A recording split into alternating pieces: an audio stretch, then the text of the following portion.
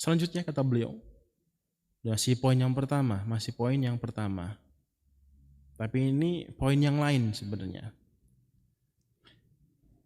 Kata beliau, wa mithlu hadzal ladzi hasala li nabiyyina alaihi salatu wassalamu qad hasala li jaddihil a'la Ismail ya, ibni Ibrahim al-Khalil hatta asnallahu azza wa jalla alaihi fi kitabil azizi biqaulihi.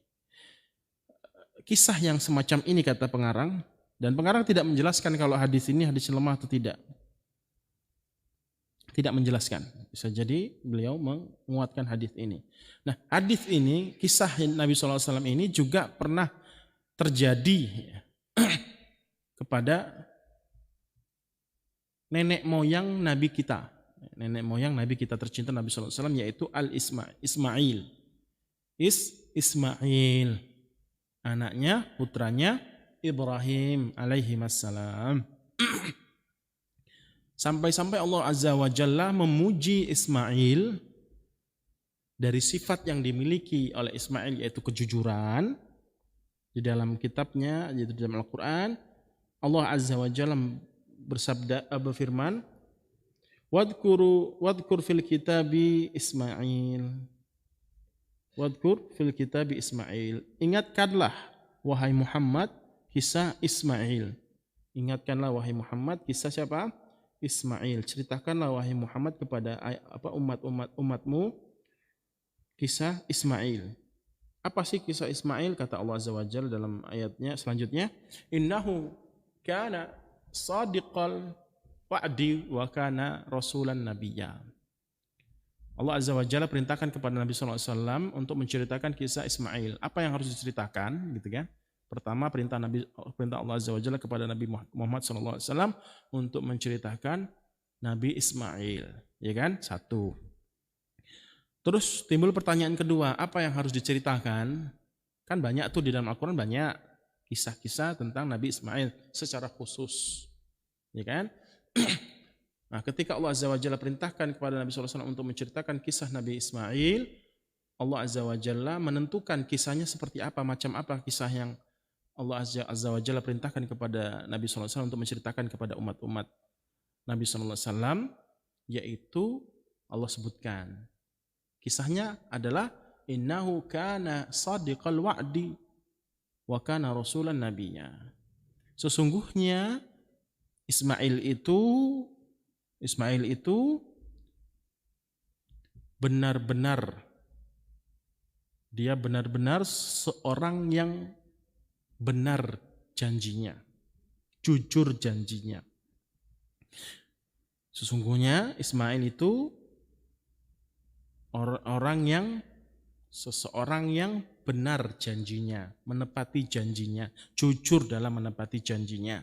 Wa kana rasulan nabiyya, dan dia itu seorang rasul dan nabi, seorang rasul dan Nabi sallallahu alaihi wasallam.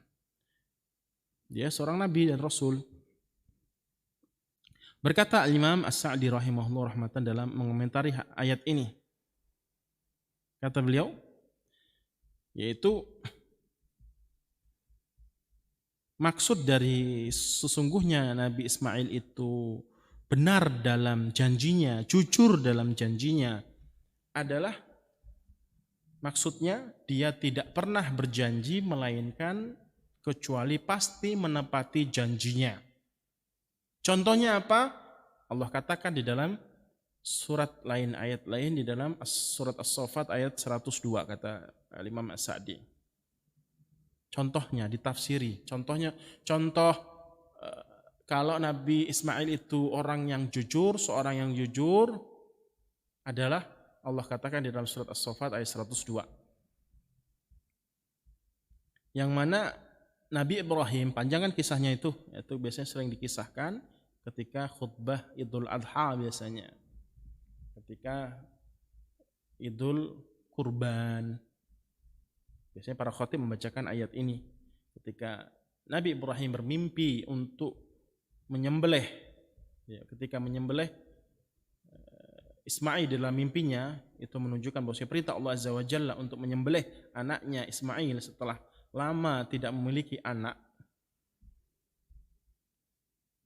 Kemudian dikabarkan kepada anaknya yaitu Ismail, bagaimana pendapatmu kalau ayah tadi malam mimpi menyembelih dirimu, dan tidaklah mimpi dari seorang nabi ataupun rasul adalah wahyu perintah langsung, titah langsung dari Allah Azza wa Jalla. Allah katakan di dalam surat As-Saffat ayat 102 perkataan Ismail, apa yang dinyatakan oleh ayahnya yaitu Ibrahim alaihissalam, maka dia katakan satajiduni insyaallah minas salihin. Ya silakan ya wahai ayahku, laksanakan janji ataupun perintah Allah Azza wa Jalla kepadamu, insyaallah engkau mendapatiku orang-orang yang sabar. Insyaallah engkau akan mendapatiku termasuk orang-orang yang bersabar. Maksudnya apa? Ismail betul-betul beriman kepada Allah Azza wa Jalla, patuh dan taat kepada Allah Azza wa Jalla, siap berkorban untuk apapun atas perintah Allah Azza wa Jalla, kehendak Allah Azza wa Jalla. Dia janjinya kepada Allah seperti itu. Beriman kepada Allah, kita itu beriman kepada Allah, mengucapkan kalimat syahadat, kalimat tauhid, itu tuh sudah membuat suatu ikatan yang kuat kepada Allah Azza wa Jalla, membuat suatu perjanjian yang sangat agung dan kuat kepada Allah Azza wa Jalla. Kita siap melakukan apapun atas kehendak Allah Azza wa Jalla, sesuatu apapun yang Allah Azza wa Jalla dan Rasulullah SAW kehendaki.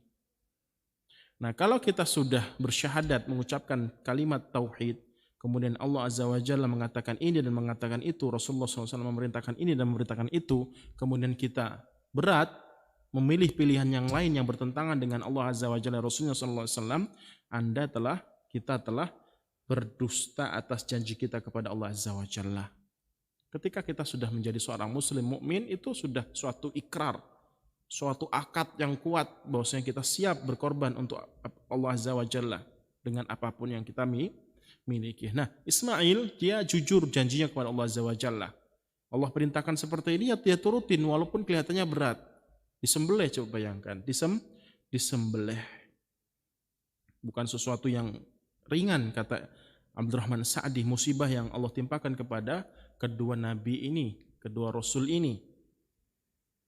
Oleh karena sebab itulah Allah Azza wa Jalla, sebab perkataan Ismail inilah, ya di surat As-Saffat ayat 102 ini, sebab inilah Allah Azza wa Jalla mengangkat beliau, anaknya Ibrahim, Ismail, menjadi seorang apa? Rasul. Hebat gitu maksudnya. Kok mau gitulah ya. Kalau disuruh sholat mungkin bisalah gitu ya. Untuk mengeluarkan semua harta, mengeluarkan sedekahnya dan seterusnya, mungkinlah bisa. Nggak terlalu berat lah harta kalau keluar. Tapi kalau nyawa, ya, itu berat loh. Kalau kita mengorbankan darah kita, nyawa kita untuk Allah Azza wa Jalla, itu sebenarnya pengorbanan yang amat sangat berat. Lebih berat dari segala macam bentuk ibadah yang Allah syariatkan kepada kita.